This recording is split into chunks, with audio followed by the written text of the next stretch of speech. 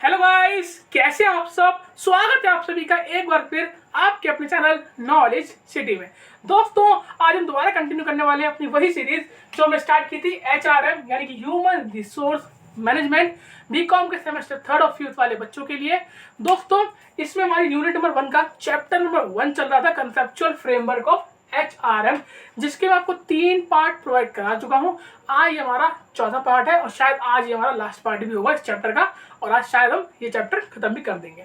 ठीक है, तो चलिए शुरू करते हैं बिना किसी देरी के। और दोस्तों, अगर आपने प्रीवियस तीनों पार्ट नहीं देखे तो पहले वो वाले पार्ट देख लेना, उसके बाद ये देखना, तभी आपको समझ में आएगा। ठीक है, चलिए शुरू करते हैं।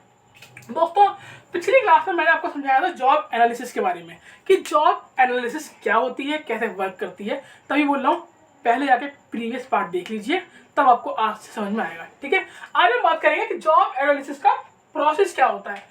तो भाई, सबसे पहला प्रोसेस, अब यहाँ समझाने से पहले जो लोग आज नया है तो उन्हें एक बार फिर भी बता देता हूँ कि जॉब एनालिसिस क्या होती है। दोस्तों, जॉब एनालिसिस का मतलब होता है किसी पर्टिकुलर जॉब के बारे में सारी डिटेल निकाल लेना। एग्जाम्पल, आप किसी कंपनी में गए, अब एक पोस्ट है अकाउंटेंट की पोस्ट, क्या है कि अकाउंटेंट की पोस्ट है। इस अकाउंटेंट की पोस्ट के अंदर सारी जानकारी निकालना कि इस पोस्ट के लिए क्या क्वालिफिकेशन चाहिए, क्या नॉलेज चाहिए, क्या डिग्री चाहिए, यहाँ पे आपको कितने घंटे जॉब करनी पड़ेगी, कौन आपका सुपीरियर होगा, कौन आपका सबऑर्डिनेट होगा, कितनी आपको सैलरी मिलेगी, क्या क्या टाइम ड्यूरेशन है, हर चीज जो भी इस जॉब से रिलेटेड है वो पता करना है। क्या है आपका जॉब एनालिसिस। क्लियर? अब आगे बढ़े। अब देखिए, बात करते हैं the process of job analysis. पहला, ऑर्गेनाइजेशनल एनालिसिस। अब भैया मान लीजिए कंपनी को अपनी जॉब एनालिसिस का प्रोसेस करना है, सबसे पहला स्टेप कौन सा होगा? सबसे पहला स्टेप होगा ऑर्गेनाइजेशनल एनालिसिस। के सबसे पहले एक ऑर्गेनाइजेशन को एनालिसिस करना पड़ेगा। कैसे? दोस्तों देखिए, एक ऑर्गेनाइजेशन के अंदर बहुत सारी अलग अलग प्रकार की जॉब होती है ना। अब उस सारी जॉब को आपको एनालाइज करना पड़ेगा, तब जाके आपकी टोटल जॉब एनालिसिस होगी। जैसे कि ये एक ऑर्गेनाइजेशन है, ठीक है दोस्तों। अब एक ऑर्गेनाइजेशन मान लो अकाउंटेंट भी है, ठीक है, सेल्स मैनेजर भी है, वर्कर भी है, सुपरवाइजर भी है, आप कह सकते हो बहुत सारे पोस्ट होते हैं, डिजाइनर भी है, ठीक है, आपके जो सिस्टम में बैठते हैं वो सारे क्लर्क टाइप, जो क्लर्क की जॉब करते हैं वो सारे लोग भी हैं। अब बहुत सारी पोस्टें हैं, इन सारी ही पोस्टों की पहले आपको एनालिसिस करनी पड़ेगी, तब जाके आपका पूरा जॉब एनालिसिस कंप्लीट होगा। जब आप इन सारी पोस्टों की पूरी डिटेल लिख लेंगे, तब जाके आपका होगा जॉब एनालिसिस। और इस सबको करने के प्रोसेस को हम क्या बोलते हैं? Organisational analysis. क्यों? क्योंकि ये सारी जॉब आती किसके अंडर है? ऑर्गेनाइजेशन के अंडर में। अगर आपने सारी जॉब का एनालिसिस कर लिया तो इसका मतलब आपने ऑर्गेनाइजेशन का एनालिसिस कर लिया। क्लियर हुई बात? ठीक है, इसके अंदर क्या होता है, इसके अंदर सारी जितनी भी जॉब है उन सारी जॉब का एनालिसिस करते हैं। क्यों करते हैं? नीड क्या है? क्योंकि हर एक जॉब दूसरी जॉब से लिंक है। क्या? हर एक जॉब दूसरी जॉब से लिंक है। अगर हम एक जॉब को छोड़ देंगे, एनालिसिस नहीं करेंगे, तो हमें दिक्कत देगी आगे। क्योंकि देखिए, मान लीजिए, अब देखिए आपको समझाता हूँ। जैसे मान लीजिए कि अब एक फैक्ट्री है, फैक्ट्री में सबसे नीचे काम कौन करता है? मान लीजिए वर्कर करता है या लेबर करता है। अब लेबर के काम को कौन देखता है? सुपरवाइजर देखता है। सुपरवाइजर के काम को कौन देखता है? मान लीजिए मैनेजर देखता है। और मैनेजर के ऊपर ही मान लीजिए एक और बड़ा मैनेजर है, वो दिखता है। तो अब क्या है, अब इन सबके काम क्या लिंक है, इन सबकी जॉब लिंक है। अब आपने मान लीजिए इसकी जॉब का एनालिसिस कर लिया, इसकी कर लिया, इसकी नहीं किया, तो आपको गलती क्या होगी, मतलब कहाँ पे दिक्कत आएगी? क्यों? देखिए, वर्कर क्या काम कर रहा है, कैसे कर रहा है, कितनी एफिशिएंसी से कर रहा है, जितना अच्छे से सुपरवाइजर को मालूम होगा उतने अच्छे से मैनेजर को नहीं मालूम होगा। क्योंकि वर्कर को क्लोजली कौन देख रहा है? सुपरवाइजर। और सुपरवाइजर को कौन देखता है? आपका मैनेजर। इसलिए सारी जॉब का एनालिसिस करना हमें बहुत ही जरूरी होता है अगर हमें पूरे ऑर्गेनाइजेशन का एनालिसिस करना है। ठीक है, आगे आते हैं दोस्तों, क्योंकि सारी क्या होती है, लिंक होती है एक दूसरे के साथ। ठीक है, इसके लिए क्या करते हैं? इसके लिए सबसे पहले ऑर्गेनाइजेशन जो हेड होते हैं वो चार्ट बनाते हैं। चार्ट में सारी जॉब लिखेंगे, फिर उन जॉब के साथ उनकी क्वालिफिकेशन, उनकी स्किल, उनकी नॉलेज, उनकी सैलरी, हर चीज, और फिर उस चार्ट को पेश किया जाता है किसके सामने? मैनेजमेंट के सामने, यानी कि हेड ऑफ द डिपार्टमेंट के सामने। ठीक है, जो आपके बिजनेस का हेड होगा। अगले पॉइंट की बात करें, ऑर्गेनाइजिंग जॉब एनालिसिस प्रोग्राम। अब ये देखिए, ये जो जॉब एनालिसिस का काम है, जी जितने भी डिपार्टमेंट टू डिपार्टमेंट जाके एक एक जॉब के बारे में लिखना घंटों घंटों, क्या ये जो बिजनेस का मालिक है वो करेगा? सीईओ करेगा ना? कौन करेगा? फिर इसके लिए दोस्तों अपॉइंट किया जाता है इंचार्ज, यानी कि बोल सकते हैं इंचार्ज बनाया जाता है। मान लीजिए 8-9 लोगों की टीम बनाई गई, उसका एक इंचार्ज बनाया जाएगा, जिससे बोला जाएगा भैया आपको बिजनेस के हर डिपार्टमेंट में जाना है, हर जॉब को बारीकी से देखना है, समझना है, उसके बारे में सारी डिटेल लिख के लानी है। तो क्या होता है, तो एक इंचार्ज बनाया जाता है।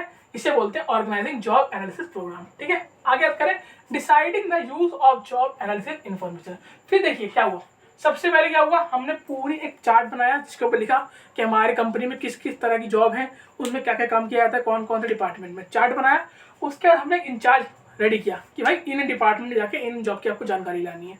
ठीक है, उसके बाद क्या होगा, फिर हम सोचेंगे कि भैया हम इसका काम क्या करेंगे, इस इंफॉर्मेशन का यूज कहाँ पे होगा, कौन से एरिया में हम इस इंफॉर्मेशन को यूज करेंगे, लोगों को भर्ती करते टाइम यूज करेंगे, या हम जो एडवर्टीजमेंट देंगे कि भाई हमारी कंपनी में जॉब खाली है। अब एडवर्टीजमेंट तो तभी देंगे ना जब आपको पता होगी कौन सी जॉब खाली है, उसकी क्या क्वालिफिकेशन है, वो तो लिखनी पड़ेगी ना एडवर्टीजमेंट में, तभी तो उसे पढ़ के लोग आएंगे, है ना। तो इसलिए पहले डिसाइड करेंगे क्या कि कहाँ हमें यूज आएगा ये जॉब एनालिसिस की इंफॉर्मेशन। चौथे नंबर पे selecting representative job for analysis. अब भैया मैंने बताया आपको, अब क्या इंचार्ज भी अकेला बंदा होगा, अब अकेला बंदा तो पूरे बिजनेस में जाके हर डिपार्टमेंट में हर एक ऑफिस हर रूम में जाके पता नहीं कर सकता। क्या होगा, इसके अंडर भी वाले ये है, इसके अंडर भी कुछ लोग लगाए जाएंगे जो इसकी हेल्प प्रोवाइड करेंगे, उन्हें क्या बोलेंगे, रिप्रेजेंटेटिव, जिसको इसके लिए कह सकते हैं आप इसकी हेल्प के लिए प्रोवाइड किया जाएगा कि इसके साथ रहेंगे और जहाँ नहीं बोलेगा उस डिपार्टमेंट में जाके अपना काम करेंगे, मतलब इंफॉर्मेशन लेके आएंगे। आगे बात करें अंडरस्टैंड जॉब डिजाइन। उसके बाद भैया जॉब डिजाइन को अंडरस्टैंड किया जाएगा इंचार्ज के द्वारा। फॉर एग्जांपल किसी डिपार्टमेंट में गया, वहाँ हमारी सेल्स मैनेजर की पोस्ट थी, तो उसको अच्छे से ये पहले क्या करेगा, कह सकते हैं उसको अच्छे से पहले अंडरस्टैंड करेगा, समझेगा कि भाई इस जॉब के लिए क्या क्या क्वालिटीज चाहिए होंगी, क्या क्या स्किल चाहिए होंगी, क्या क्या नॉलेज चाहिए होगी, उसको चार्ट पे लिखेगा और एंड में आके अपने हेड को देगा। ठीक है, कलेक्शन ऑफ डेटा, ऐसे करते करते क्या करेगा, डेटा कलेक्शन करेगा हर डिपार्टमेंट से। डेवलपिंग आ जॉब डिस्क्रिप्शन, और फाइनली आके एक जॉब डिस्क्रिप्शन रेडी करेगा। अब आप सोचेंगे जॉब डिस्क्रिप्शन क्या होता है। जॉब डिस्क्रिप्शन का मतलब होता है जॉब के बारे में पूरी जानकारी, ब्रीफ के अंदर कम शब्दों के अंदर पूरी जानकारी लिख देना। ठीक है, पहले क्या करा इन्होंने, सारे डिपार्टमेंट में गया, एक टीम बनाया, एक इंचार्ज बनाया, सारे लोग गए, हर डिपार्टमेंट में गए, सारी इन्फॉर्मेशन ली और आखिरी में क्या करा, उसको ब्रीफ में लिख दिया जिसे हमने कहा जॉब डिस्क्रिप्शन। आखिरी point preparing a job specification, उसके बाद एक जॉब स्पेसिफिकेशन बनाया जाएगा। समझिए जॉब डिस्क्रिप्शन में क्या लिखा जाएगा कि भैया इस जॉब के लिए आपको क्या क्या काम करना है। एग्जांपल लेते हैं, हमने जॉब डिस्क्रिप्शन में जॉब के बारे में लिखा अकाउंटेंट की जॉब के बारे में, हम लिखेंगे अच्छा भैया अकाउंटेंट की जॉब है, इतने घंटे करनी पड़ेगी, इतनी आपको सैलरी मिलेगी, ये आपके सुपीरियर होंगे, ये आपके सबॉर्डिनेट होंगे, इनको आपको इन्फॉर्म करना पड़ेगा काम के बाद। ठीक है, हर चीज लिख दी। अब इसके लिए जॉब स्पेसिफिकेशन की, इस जॉब को अप्लाई करने के लिए आपको यानी कि जो बंदा अप्लाई करेगा, ठीक है ना, उसको क्या क्या चीजें पता होनी चाहिए, उसकी एजुकेशन क्या होनी चाहिए, उसकी ट्रेनिंग, उसका एक्सपीरियंस और उसका एप्टीट्यूड, ये सारी चीजें मेंशन किया कि इस जॉब को पाने के लिए आपकी इतनी एजुकेशन, मान लीजिए अकाउंटेंट की है तो मान लीजिए आपको बीकॉम होना चाहिए। ठीक है, आपको अकाउंटेंसी का सॉफ्टवेयर आना चाहिए, टैली विजी वगैरह, आपकी ट्रेनिंग कैसी होगी, आपका एक्सपीरियंस होना चाहिए 1 साल का, ये सारी चीजें मेंशन करेंगे जॉब स्पेसिफिकेशन के अंदर, तब जाके हमारा पूरा जॉब एनालिसिस का काम पूरा होगा। आई होप आपको जॉब एनालिसिस का ये प्रोसेस अच्छे से समझ में आ गया हो, कोई दिक्कत नहीं हुई होगी, अगर हुई हो तो कमेंट बॉक्स में पूछ लेना। अच्छा हाँ, आप सब लोग नोट्स के लिए पूछ रहे थे, तो दोस्तों नोट्स की जानकारी मैं अभी आपको वीडियो के एंड में दूंगा, आपके व्हाट्सअप नंबर जहां से आप नोट्स ले सकते हैं। ठीक है, तो नोट्स की बात करेंगे वीडियो के एंड में, अभी वीडियो को आगे बढ़ाते हैं। दोस्तों अब बात करते हैं अपने अगले टॉपिक की, जो है टेक्निक्स ऑफ जॉब एनालिसिस।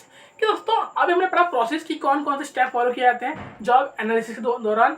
अब हम जानेंगे कि भाई कौन कौन से टेक्निक का यूज होता है जॉब एनालिसिस का। अच्छा याद रखना, जॉब एनालिसिस करता कौन है, बताया था ना मैंने भी, इंचार्ज। उस इंचार्ज को हम क्या बोलते हैं, उस इंचार्ज को हम बोलते हैं जॉब एनालिस्ट। क्या बोलते हैं, जॉब एनालिस्ट। ठीक है, तो पहला पॉइंट है जॉब परफॉर्मेंस, कि सबसे पहले टेक्निक है जॉब परफॉर्मेंस, की जॉब को परफॉर्मेंस को देखते हुए। देखिए job analyst actually perform job क्या करता है दोस्तों, इसके अंदर देखिए, इसके अंदर जॉब एनालिस्ट यानी कि इंचार्ज है, वो किसी डिपार्टमेंट में जाएगा और खुद जिस जॉब को वो एनालिसिस करने गया उस काम को खुद करेगा 1 2 दिन 3 4 दिन, जिससे वो खुद जान पाए कि कितना टाइम लगता है, क्या क्या चीज़ें आनी चाहिए, है ना, टाइम कंज्यूमिंग है वगैरह वगैरह। फॉर एग्जाम्पल अकाउंटेंट की जॉब मान लीजिए, जॉब एनालिस्ट जाएगा 4-5 दिन अकाउंटेंट की जॉब खुद करेगा, खुद सारे टास्क पूरे करेगा, वहाँ पे खुद सबको अपने सबॉर्डिनेट अपने सुपीरियर को जवाब देगा, जिससे कि उसे खुद पर्सनली एक्सपीरियंस हो जाएगा कि भैया अच्छा तो ये काम ऐसे करते हैं, इस काम में ये दिक्कतें आ सकती हैं, जो बंदा काम करने आएगा ये, ठीक है, यहाँ इतनी सैलरी मिलती है, इतना टाइम लगता है इस काम को करने में, है ना। पर्सनल एक्सपीरियंस लेगा हुआ यहाँ पे, to obtain a first hand experience of the actual task, कि यहाँ पे खुद पर्सनली वो काम करके देखेगा, एक्चुअल टास्क परफॉर्म करेगा, जिससे खुद उसे पूरा नॉलेज हो जाएगी। लेकिन दोस्तों टाइम कंज्यूमिंग, ये जो काम है ना ये बहुत ज़्यादा टाइम कंज्यूमिंग है। अब टाइम कंज्यूमिंग आप खुद समझिए कि वे खुद जाएगा 4-5 दिन खुद काम करेगा, तो 4-5 दिन मान लीजिए एक पोस्ट पे अगर वो 5 दिन बिता रहा है तो एक कंपनी में कितनी सारी पोस्ट होंगी, और हर जगह अगर 5-5 दिन बिताएगा तो ये साल भर तो मान लीजिए ऐसे निकल जाएगा, है ना। इसीलिए ये बहुत टाइम कंज्यूमिंग होता है। और ये वाला जो आप कह सकते हैं टेक्निक है, ये कब यूज होती है, जब लो स्किल रिक्वायरमेंट, कि स्किल की रिक्वायरमेंट कम हो। एग्जाम्पल दोस्तों, अब मान लीजिए जिस बंदे को हमने भेजा, ठीक है, उसे अकाउंटिंग आती नहीं है, ठीक है, अकाउंट डिपार्टमेंट चेक करने गया, अब क्या वो अकाउंटेंट की जॉब खुद परफॉर्म कर पाएगा, नहीं कर पाएगा। क्यों? क्योंकि उसे अकाउंटिंग स्किल ही नहीं आती ना भैया। वो काम तो वही कर पाएगा जिसको स्किल आती हो, अब उसे अकाउंटिंग स्किल आती नहीं तो वो काम कर नहीं पाएगा। इसीलिए ये तभी एप्लीकेबल होता है जब लो स्किल रिक्वायरमेंट हो काम के लिए, ठीक है ना, तब ये परफॉर्म कर सकता है खुद। लेकिन बहुत ज़्यादा टाइम कंज्यूमिंग है, इसलिए कंपनी ज़्यादातर इसे यूज नहीं करती। आगे करें पर्सनल ऑब्जर्वेशन, ये खुद ऑब्जर्व करेगा। जॉब एनालिस्ट यानी कि in charge, observe worker and group, इसमें क्या होता है, इसमें जाता है खड़े होकर उन्हें काम करते देखेगा। मान लीजिए वर्कर काम कर रहा है या कोई ग्रुप काम कर रहा है तो उसे खड़े होकर देखेगा, अच्छा ये इतने बजे काम करने आया था, वो अभी तक काम कर रहा है, अच्छा इस टाइम मैंने ब्रेक लिया, अच्छा इस टाइम काम करके जा रहा है। पूरी चीज पूरे दिन का उसका रूटीन ऑब्जर्व करेगा कि इसे कितना टाइम लगा काम करने में, कितने प्रोडक्ट इसने बनाए, कितनी देर इसने रेस्ट लिया, हर चीज को अच्छे से ऑब्जर्व करेगा वहाँ खड़े होकर, ठीक है ना। जैसे एग्जांपल मैकेनिक की पोस्ट, मैकेनिक की पोस्ट है, मैकेनिक की वजह के बैठ गया, पूरे दिन देखा उसने क्या क्या ठीक किया, क्या क्या रिपेयर किया, है ना। आगे करें इंटरव्यू। तीसरा ये तरीका है कि इंटरव्यू लेगा उनका। The analyst personally interview the employ and their supervisor and record their answer. इसमें क्या होगा, इसमें एम्प्लॉय और उसके सुपरवाइजर का इंटरव्यू लेगा ये, और उन्हें कुछ क्वेश्चन पूछेगा और उस क्वेश्चन के आंसर नोट करके रख लेगा अपने हेड को दिखाने के लिए।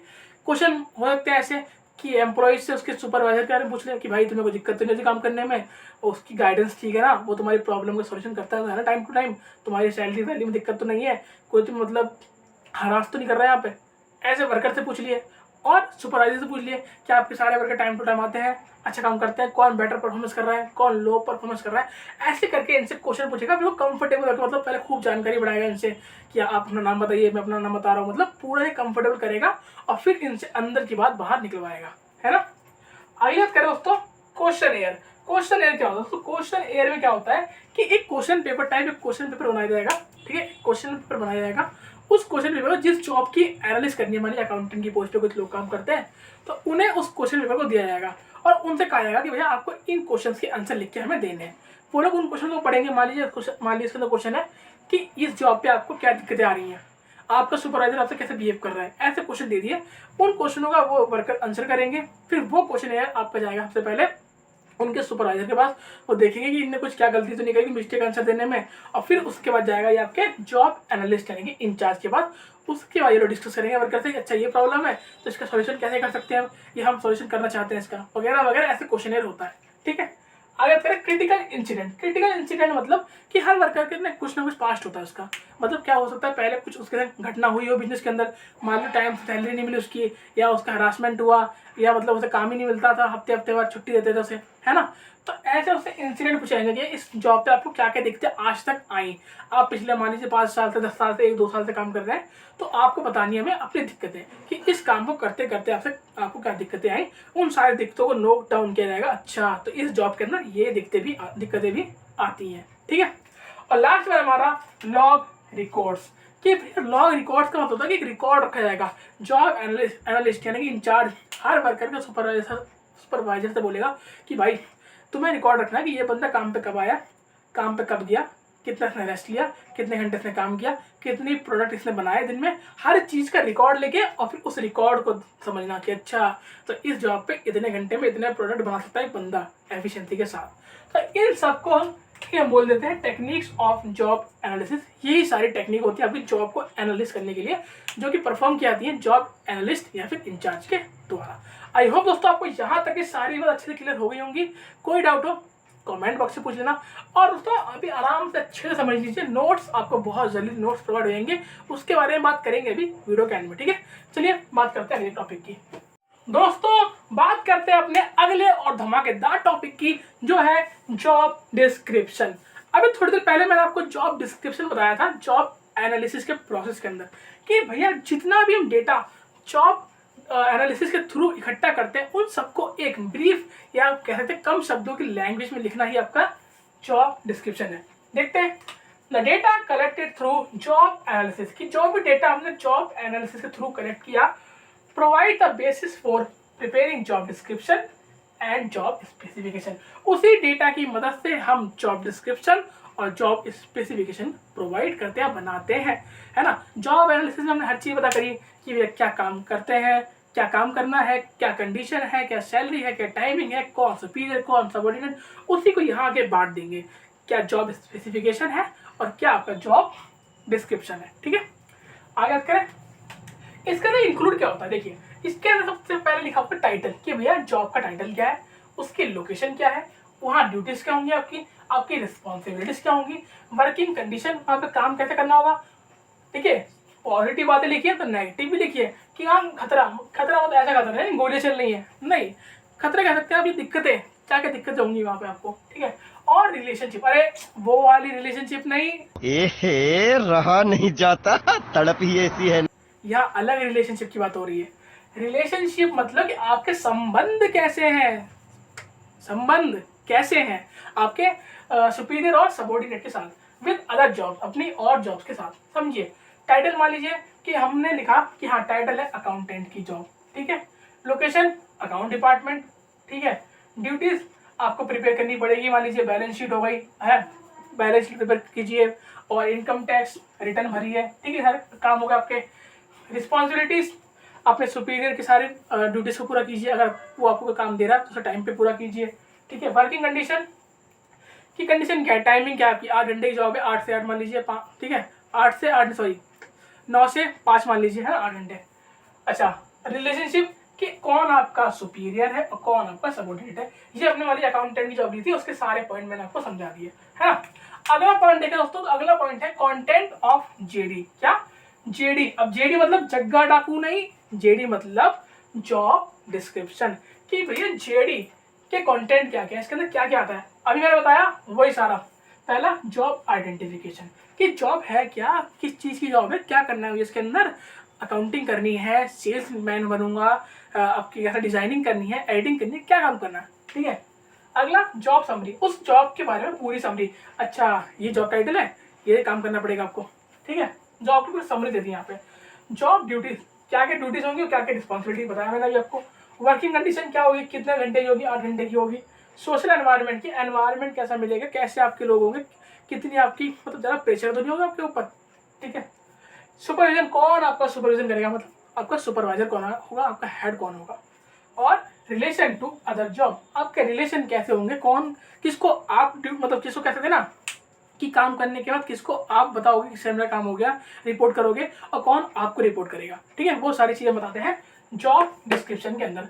आई होप अभी तक आपको सब क्लियर हो गया हो। आगे बढ़े दोस्तों, चलिए आगे बढ़ते हैं और वीडियो को एंड तक जरूर देखना, एंड में ही बताने वाला हूँ नोट्स का राज। ठीक है, चलिए दोस्तों बात करते हैं अपने अगले टॉपिक की, जो है यूजेस ऑफ जॉब डिस्क्रिप्शन। देखिए, जॉब डिस्क्रिप्शन का मैंने मीनिंग बताया, अब जॉब डिस्क्रिप्शन का यूज कहाँ पे होता है वो जानते हैं।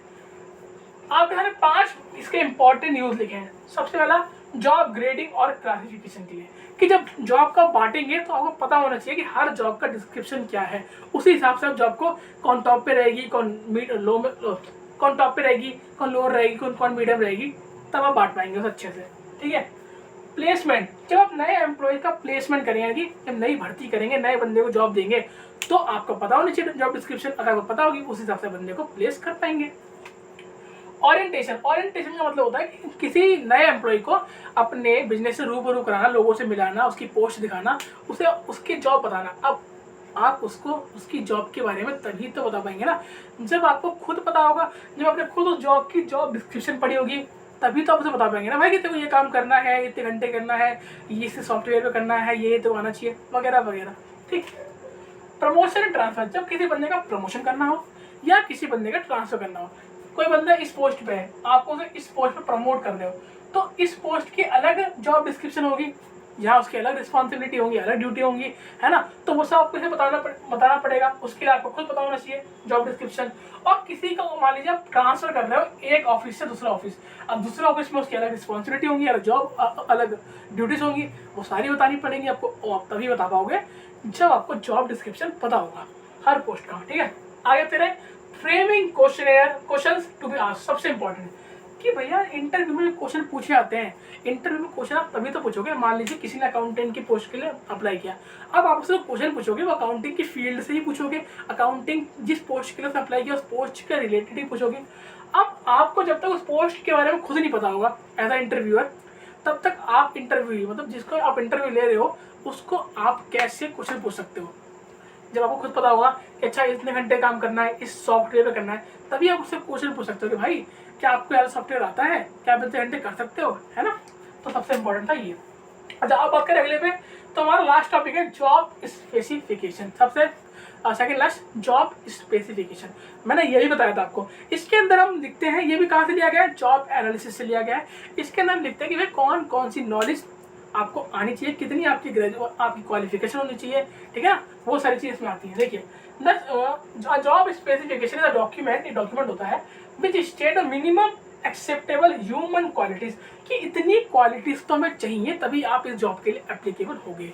अगर आपके पास इतनी क्वालिटी, मान लीजिए हमने लिखा जॉब स्पेसिफिकेशन में कि भैया कम से कम बंदा 12th पास होना चाहिए, ठीक है, 1 साल का एक्सपीरियंस होना चाहिए, उसे टैली आनी चाहिए, इंग्लिश बोलनी आनी चाहिए, तो ये सब क्या है, यही सब तो भैया आपका जॉब स्पेसिफिकेशन है। अगर जो बंदा आप सिर्फ हायर कर रहे हो वो इन सारी चीज़ों पे खड़ा उतरता है, मतलब ये सारी चीज़ें उस पर आती हैं, वो कर सकता है, तो ही वो आपकी जॉब के लिए सही कैंडिडेट होगा, ठीक है। तो ये मैंने बताया आपको जॉब स्पेसिफिकेशन। अब लास्ट टॉपिक हमारा जॉब स्पेसिफिकेशन और जॉब डिस्क्रिप्शन में डिफरेंस।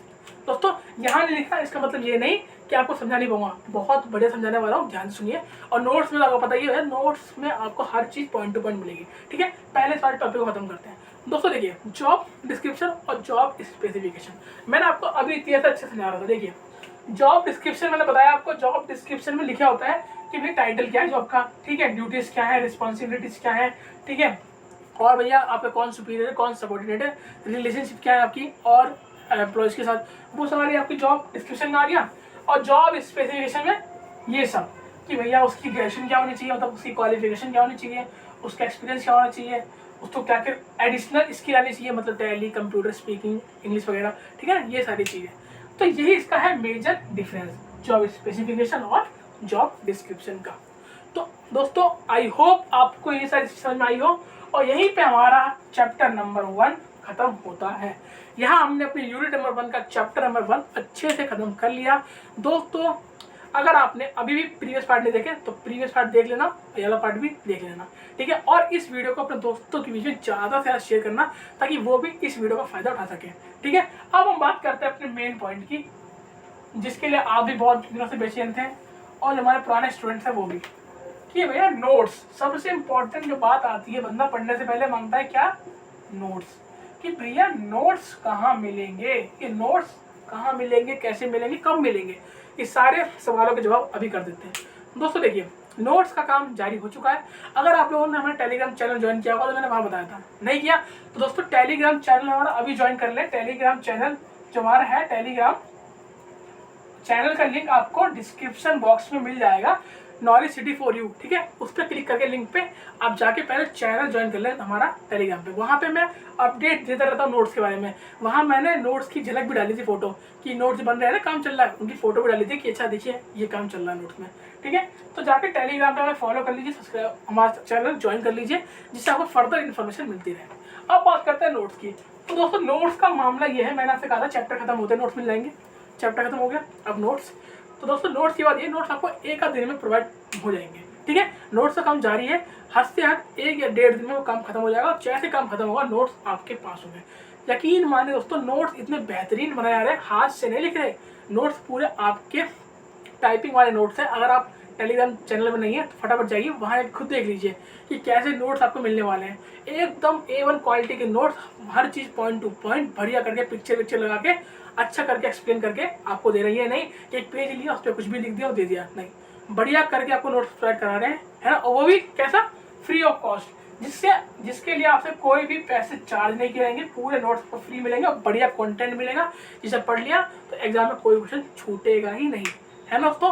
तो नोट्स का सीन है। अब आप बोलेंगे नोट्स हमें मिलेंगे कहाँ पे।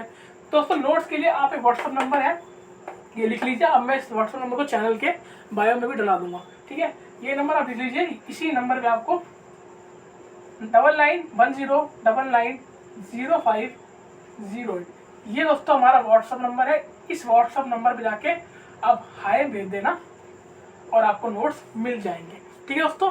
अच्छा, आपके नंबर कब आपको हाय भेजना है, अभी आप रुक जाइए।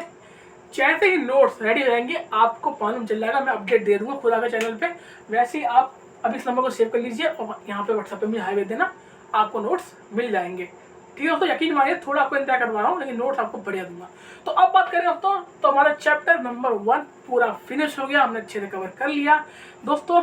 अब हम नेक्स्ट क्लास में बात करेंगे अपने नए चैप्टर की, यूनिट नंबर 1 के सेकंड चैप्टर स्टार्ट करेंगे। तब तक के लिए मिलता हूँ नेक्स्ट क्लास में। Good bye.